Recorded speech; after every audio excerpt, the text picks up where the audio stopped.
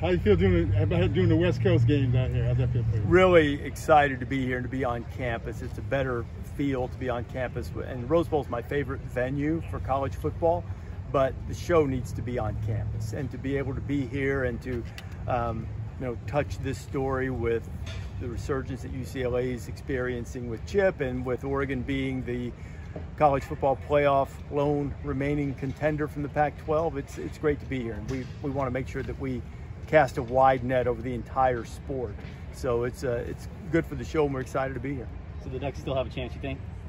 I do. I think so. I was talking with someone earlier, and I may be the only guy doing it, but I'm not going to allow people to forget that they won that game in Columbus. Now, it is also the only time all season, it's the only Saturday that they've looked the part of a playoff team. They haven't looked like it any other time, and that should be considered, because they call it an upset for a reason. If you play above your head and a team doesn't play as well as it's capable and you lose the game, it's an upset. It doesn't mean you're better. It means you're better that day. So Oregon has to start looking the part, even if it wins, or it's completely reasonable to rank Ohio State ahead of them. I still have Oregon one spot ahead of Ohio State in my AP ballot, but I'm going to be honest with you, at this moment, I don't believe it. It's sort of like, okay, I'm going to get to the halfway point in a week and still give that victory the respect it deserves, but you better start playing better, and you better start now, because the first swing at it, I had Ohio State ahead of them for the first time last week. Ohio State's playing better than them right now, but you still have to give credit to the victory, and if Oregon can get to the end and look impressive and win the Pac-12, then I think people will start giving it credit again. Speaking of looking the part, I don't know if you saw that last week at Autzen, fans were booing the Ducks. Yeah. What is your stance on home fans booing their team? I know there's high expectations over there in Eugene, but kind of what's your stance on that? It doesn't help. It doesn't help your team play better. It doesn't help recruiting, and it doesn't help your reputation.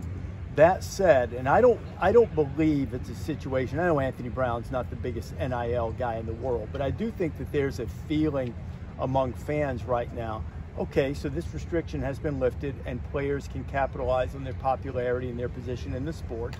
And it's almost subliminal in my judgment. And by the way, I'm all for that. I think that's as it should be.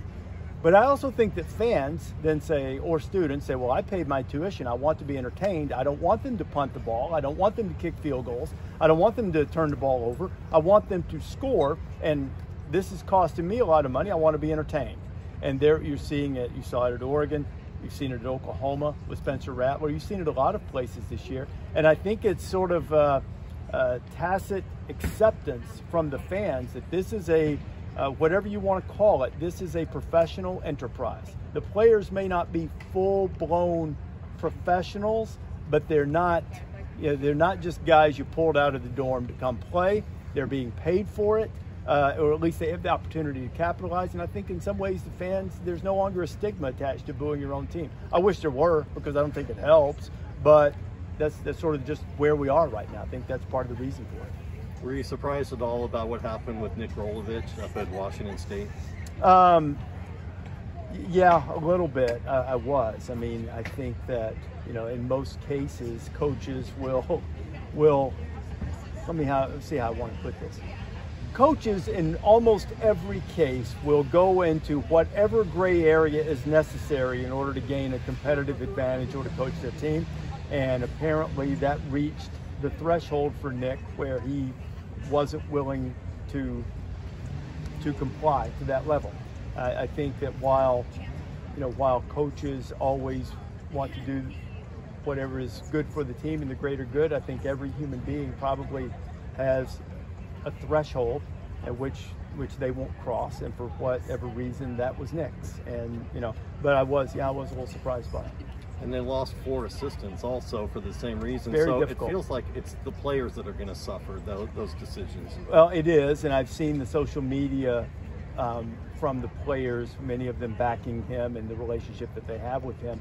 But they are the ones that will have to start over with the rest of this season, and then with whoever the new coach is. And I know that they're working hard to try to find people familiar with their schemes, particularly on offense, which is not the easiest thing to do, because there's not a lot of June Jones guys running around out there that you can just pull in and have them start coaching. But they were playing good ball, and you know, it's a really unfortunate situation on all sides. What do you think the Pac-12 needs to do to change the national perception of the conference? And do you think, on that, do you think Clay Avkoff's the guy to kind of push that in the right direction? Well, I met George for the first time last week, had a nice visit with him, and I do think that his outside vision is going to be beneficial for the Pac-12 as a whole. There are some things that I think are inherent obstacles, and I hope no one gets mad, but if they do, they do. This is what I think. It's not as much a part of the DNA and the culture. It's not to say there aren't great players. It's not to say football's not important. It's not the same here as it is in Ohio or Alabama or Georgia or someplace. It's just not. And so you have to make it an event. You have to, it can't be a sleepy game in, you know, in Corvallis or in, maybe that's a bad example, but a sleepy game in Berkeley. Rose Bowl can't be a quarter full. You know, because if you do that, then Bryce Young's going to go play at Alabama. DJ Uiagalelei is going to go play at Clemson, because that doesn't happen, you know, at all. So I think it's not just winning. Winning has to be first. You have to win big games the way Oregon did at Ohio State.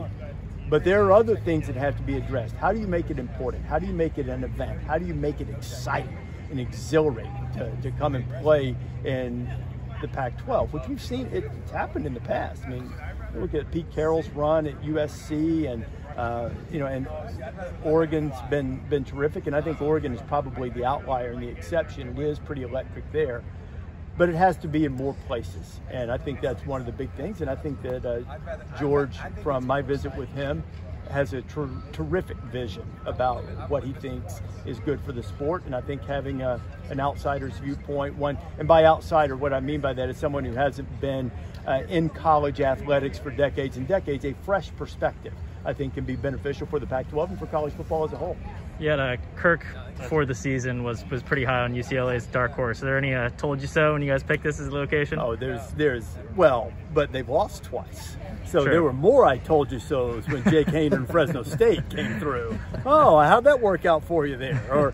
Or when they lost to Arizona State. So, you know, it was, I think it was more that, but all that aside, that's all in good fun. I mean, I'm very happy to see UCLA doing well. I think they've got a great chance to win Saturday. Obviously, they're a slight favorite in the game at last check. So, you know, I think it's really good for the sport. And we're happy. We're all fond of Chip, like Mario too. You know, no favoritism or anything, but we're happy that they're playing well. And Herbie loves to do the "I told you so"s, but then when he's wrong, I mean, you couldn't find it after Fresno State. You couldn't find him. He wouldn't answer any texts. He wouldn't answer any calls. I'm kidding.